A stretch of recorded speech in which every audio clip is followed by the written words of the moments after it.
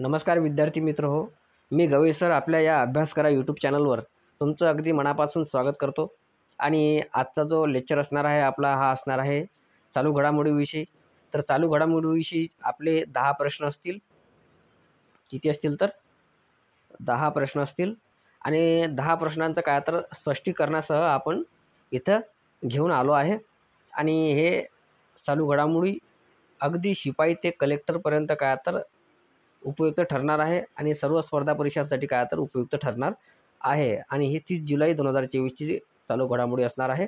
आपण दररोज 7 वाजता चालू घडामोडीचा लेक्चर अपलोड करत असतो सकाळी, तर लक्षात असू द्या. आणि जे विद्यार्थी आपल्या चॅनलवरती नवीन आले असतील त्यांनी चॅनलला सबस्क्राईब करा. साईडला जी दिलेली बेल आयकनची घंटी दिसते त्याला प्रेस करून ऑल करा. म्हणजे का तर येणाऱ्या आपल्या सर्व व्हिडिओची नोटिफिकेशन तुम्हाला लगेच मिळेल. आणि मी आपल्या अभ्यास करा या यूट्यूब चॅनलवरती शॉर्ट व्हिडिओ टाकत आहे. ठीक आहे. तर त्याच्यामध्ये सुद्धा अत्यंत महत्त्वाची माहिती आहे, ते सुद्धा बघत चला. तुमच्यासाठी अत्यंत हेल्पफुल ठरणार आहे. तर चला पहिल्या प्रश्नापासून आपण सुरुवात करूया. देशातील एकूण कृषी स्टार्टअपमध्ये कोणते राज्य पहिल्या क्रमांकावर आहे?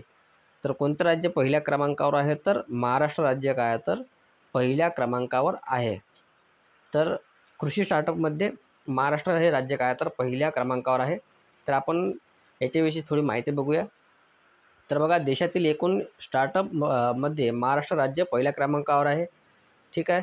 तर देशातील एकूण कृषी क्षेत्रातील 1708 स्टार्टअपपैकी महाराष्ट्र राज्यात 226 स्टार्टअप हे काय तर महाराष्ट्र राज्यात आहे. तर पर्याय डी आपल्या प्रश्नाचं काय तर योग्य उत्तर आहे. तर पुढील प्रश्न आहे विद्यार्थी मित्र, ऑलिम्पिक पदक जिंकणारी कोण भारताची पहिली महिला नेमबाज ठरली आहे?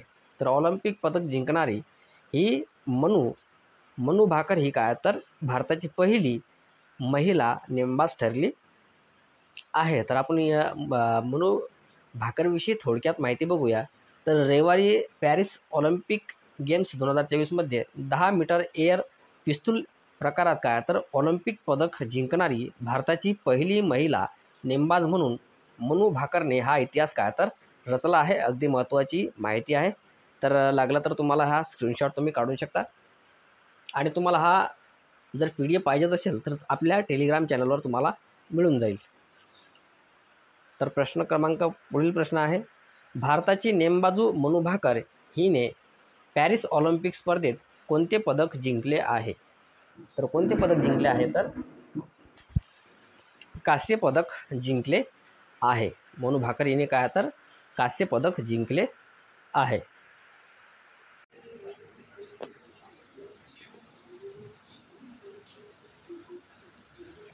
तर कोणते तर कांस्य पदक जिंकले आहे. तर याच्याविषयी थोडक्यात माहिती बघूया. तर दक्षिण कोरियाच्या 2 नेमबाजांनी रविवारी महिलांच्या 10 मीटर एअर पिस्तूल प्रकारात सुवर्ण आणि रौप्य पदक मिळवून ऑलिम्पिक विक्रम मोडला. तर पॅरिस 2024 ऑलिम्पिकमध्ये भारताच्या मनू भाकरने कांस्य पदक काय तर मिळवले आहे. तर पुढील प्रश्न आहे विद्यार्थी मित्र, महिला T20 क्रिकेट आशिया चषक स्पर्धा 2024चे उपविजेतेपद कोणत्या देशाच्या संघाने पटकावले आहे? तर कोणत्या देशाच्या? तर भारत या देशाने काय तर उपविजेतेपद पटकावले आहे. महिला T20 क्रिकेट आशिया चषक स्पर्धा 2024चे. तर याच्याविषयी आपण थोडक्यात माहिती बघूया महिला टीमविषयी. तर भारताने आशिया कप कधी जिंकला होता? तर 2012मध्ये जिंकला होता, 2016मध्ये आणि 2022मध्ये काय तर जिंकला होता आशिया कप महिला. ठीक आहे. तर बांगलादेशाने 2018मध्ये विजय मिळवला होता. तर भारताने महिलांच्या एकदिवसीय आशिया कपच्या 4ही आवृत्त्याही जिंकल्या होत्या. लक्षात असू द्या. 2004, 2005, 2006 आणि 2008 इतक्या आवृत्त्या काय तर जिंकल्या होत्या. तर पुढील प्रश्न बघू. तर महिला T20 क्रिकेट आशिया चषक स्पर्धा 2024चे विजेतेपद कोणत्या देशाने जिंकले आहे. तर कोणत्या देशाने जिंकले आहे? तर श्रीलंका या देशाने काय तर जिंकले आहे. महिला T20 क्रिकेट आशिया चषक स्पर्धा 2024चे विजेतेपद श्रीलंका या देशाने काय तर जिंकले आहे. थोडक्यात माहिती बघूया आपण.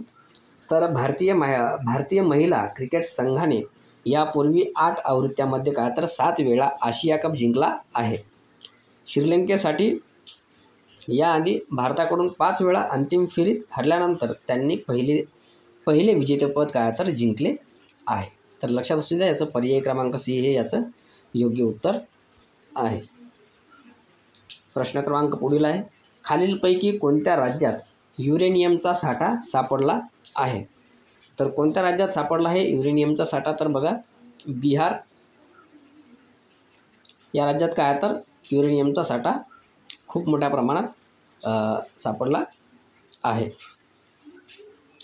तर काही माहिती बघूया आणखी कुठं आपल्याला युरेनियमचा साठा आपल्या भारतामध्ये आढळून येतो. तर त्याची थोडक्यात माहिती बघूया. तर सिंहभूम शियर झोन झारखंड, कडप्पा खोरे आंध्र प्रदेश आणि तेलंगणा, महाडेक खोरे मेघालय आणि Delhi super group of Roxx राजस्थानमध्ये आणि भीमा खोरे कर्नाटक या भूगर्भीय खोऱ्यामध्ये देशातील प्रमुख युरेनियमचे साठे आपल्या भारतामध्ये इथं आढळून येतात. तर पर्याय क्रमांक D आपल्या प्रश्नाचं योग्य उत्तर आहे. आंतरराष्ट्रीय व्याघ्र दिन कधी साजरा करण्यात येतो? तर बघा, आंतरराष्ट्रीय व्याघ्र दिन हा कधी साजरा करण्यात येतो? 29 जुलै या दिवशी काय तर साजरा करण्यात येतो. तर आपण जुलै महिन्यातील काही दिनविशेष महत्त्वाच्या गोष्टी आहेत, त्या बाबी आहेत, त्याच्यावर आपण एकदा आणखी रिव्हिजन मारू. ठीक आहे. तर बघा, 1 जुलैला नॅशनल डॉक्टर डे आणि वसंतराव नाईक जयंती, महाराष्ट्र कृषी दिन, GST दिन आणि नॅशनल CA डे हे काय तर सर्व एका दिवशी आहे, म्हणजे 1 जुलैला आहे. 3 जुलैला काय आहे तर प्लॅस्टिक बॅग मुक्ती दिन, 10 जुलैला काय आहे तर मातृसुरक्षा दिन, 11 जुलैला काय आहे तर वर्ल्ड पॉप्युलेशन डे म्हणजे जागतिक लोकसंख्या दिन, 17 जुलैला काय आहे तर world day for international justice म्हणजेच आंतरराष्ट्रीय न्याय दिन, 18 तारखेला काय आहे तर आंतरराष्ट्रीय नेल्सन मंडेला दिन, 20 तारखेला काय आहे तर इंटरनॅशनल चेस डे म्हणजेच आंतरराष्ट्रीय बुद्धिबळ दिन, 23 जुलैला काय आहे तर लोकमान्य टिळक जयंती आणि 26 जुलैला काय आहे तर कारगिल विजय दिवस, 28 तारखेला काय आहे तर वर्ल्ड हेपॅटायटिस डे आणि 29 तारखेला काय आहे तर इंटरनॅशनल टायगर डे. जुलै महिन्यातील काही महत्त्वाच्या गोष्टी आहेत, ते सुद्धा लक्षात असू द्या परीक्षेच्या दृष्टिकोनातून, हे सुद्धा महत्त्वाचे आहेत. बऱ्याच परीक्षामध्ये दिनविशेषविषयी प्रश्न विचारलेले आहेत. तर जास्तीत जास्त सराव करत चला आणि आपला व्हिडिओ जास्तीत जास्त शेअर करत चला. तर खालीलपैकी कोणत्या देशाच्या रिओ डी जेनेरिया शहरात 2 दिवसीय G20 देशाच्या अर्थमंत्र्याची बैठक पार पाडली? तर कुठं पार पाडली? तर ब्राझील या देशाच्या रिओ डी जेनेरिया या शहरात काय तर 2 दिवसीय G20 देशाच्या अर्थमंत्र्याची काय तर बैठक पार पाडली आहे. तर आपण G20 विषयी थोडक्यात माहिती बघूया. तर 2023च्या G20चे घोषवाक्य काय होते? तर वसुधैव कुटुंबकम असे होते आणि सर्व म्हणजेच काय, याचा अर्थ काय होतो? तर सर्व विश्व हे एक कुटुंब आहे. आणि 20 गट म्हणजेच काय तर G20 हे आंतरराष्ट्रीय आर्थिक सहकार्यासाठी प्रमुख आंतरशासकीय मंच आहे. सर्व प्रमुख आंतरराष्ट्रीय आर्थिक मुद्द्यावर जागतिक वास्तुकला आणि प्रशासनाला आकार देण्यासाठी आणि मजबूत करण्यात मंच महत्त्वाची भूमिका बजावते आहे. G20 म्हणजेच काय तर 20 गट. लक्षात असू द्या, मराठीत काय म्हणतात त्याला? 20 गट असे म्हणतात. तर पुढील प्रश्न आहे, 2024चा लोकमान्य टिळक पुरस्कार कोणाला जाहीर झाला आहे? तर कोणाला जाहीर झाला आहे? तर डॉक्टर सुधा मूर्ती यांना काय तर लोकमान्य टिळक राष्ट्रीय पुरस्कार जाहीर झाला आहे. तर या टिळक पुरस्काराविषयी थोडक्यात माहिती बघूया आपण. तर टिळक स्मारक मंदिर ट्रस्टने काय तर 1983मध्ये या पुरस्काराची स्थापना केली होती. कधी स्थापना केली तर लक्षात असू द्या, 1983मध्ये काय तर या पुरस्काराची स्थापना केली होती. आणि हा पुरस्कार दरवर्षी 1 ऑगस्ट हे सुद्धा लक्षात असू द्या. हा पुरस्कार कधी भेटतो तर 1 ऑगस्ट दरवर्षी रोजी लोकमान्य टिळक यांच्या पुण्यतिथी दिनी काय तर राष्ट्राच्या प्रगती आणि विकासासाठी उल्लेखनीय आणि असाधारण योगदान देणाऱ्या व्यक्तीला काय तर हा दिला जातो. हे सुद्धा महत्त्वाचं आहे, तर लक्षात असू द्या. तर पुढील प्रश्न बघूया. महाराष्ट्राच्या राज्यपालपदी कोणाची निवड झाली आहे? तर महाराष्ट्राच्या राज्यपालपदी कोणाची निवड झाली आहे तर CP राधाकृष्णन यांची निवड झाली आहे. तर आणखी राज्यपालांची निवड झाली आहे ते सुद्धा आपण याच्यातच बघून घेऊया. तरी सुद्धा अत्यंत परीक्षेसाठी अत्यंत महत्त्वाचे आहे.